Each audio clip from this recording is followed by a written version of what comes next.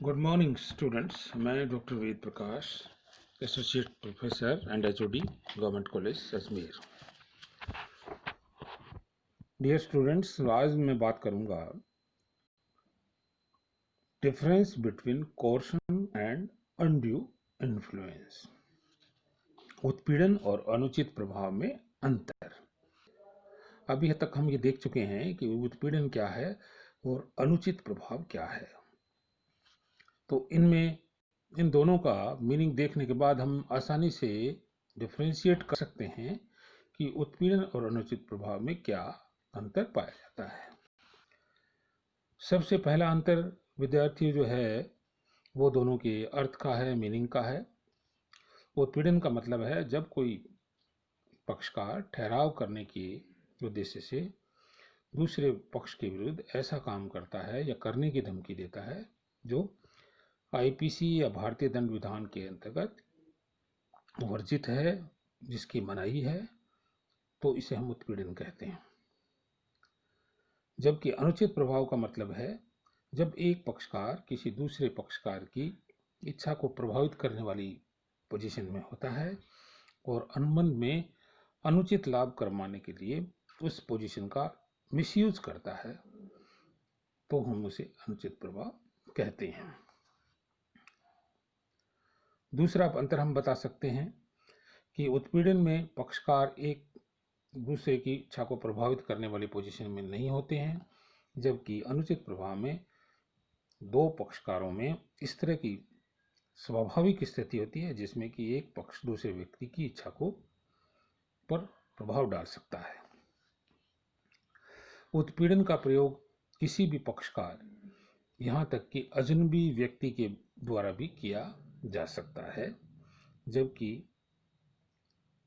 अनुचित प्रभाव का प्रयोग स्वयं अनुबंध के पक्षकार द्वारा ही किया जाता है। उत्पीड़न का प्रयोग अनुबंध के पक्षकार अथवा किसी अन्य व्यक्ति के विरुद्ध किया जा सकता है, जबकि अनुचित प्रभाव का प्रयोग केवल अनुबंध के पक्षकार पर ही किया जा सकता है।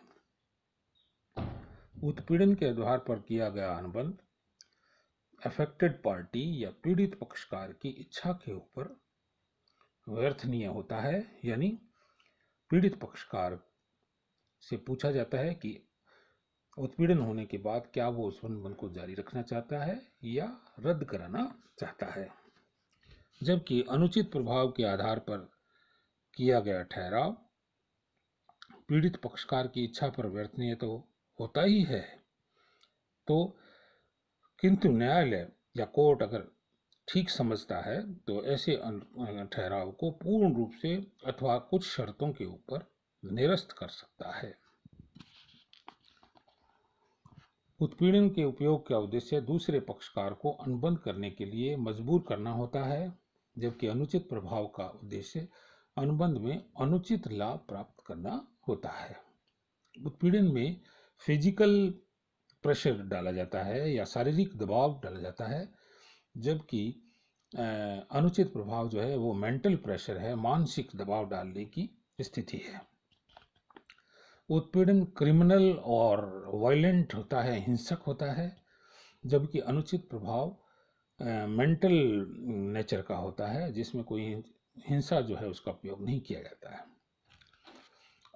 उत्पीड़न का प्रयोग को सिद्ध करने का जो दायित्व है वो पीड़ित पक्षकार का होता है, उसे ही सिद्ध करना होता है कि उसके ऊपर उत्पीड़न का इस्तेमाल किया गया है, जबकि अनुचित प्रभाव जो है में सिद्ध करने का भार अनुचित प्रभाव डालने की हैसियत रखने वाले व्यक्ति के ऊपर होता है। तो ये कुछ खास अंतर थे जो कि उत्पीड़न और अनुचित प्रभाव में हम बता सकते हैं। इसका जो क्वेश्चन बनता है वो इसी तरह से बनता है, उत्पीड़न और अनुचित प्रभाव में क्या अंतर पाया जाता है, विस्तार से बताएं।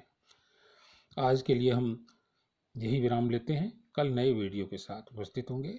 धन्यवाद। जय हिंद।